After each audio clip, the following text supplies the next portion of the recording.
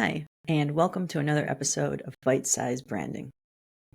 What is positioning? Studies as far back as 30 or 40 years prove that the consumer is only capable of having one brand live in the forefront of their mind when they think about a specific product. This is why it's so hard for people to think about or bring up more than one brand when asked to name a company for laundry detergent or tax software. The human brain is not capable of having multiple brands exist on the exact same playing field. This essentially is what positioning is, often called brand positioning or marketing positioning or just plain positioning.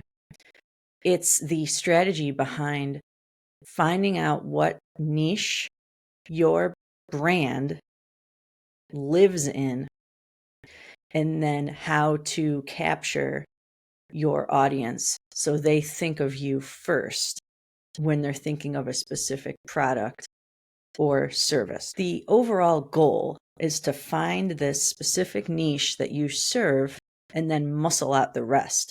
To get a better idea of what positioning is, I liken it to those cakewalks that we used to have in, at least for me, elementary school, where there's all the chairs, and then you sit on the chair that has the right number that's associated with the fancy cake, then you win the cake. That chair is the niche positioning that you want your customers, or you want consumers in general, to think about. Realtors that help young homeowners in Denver, or strategic planners that help nonprofits in California and Nevada.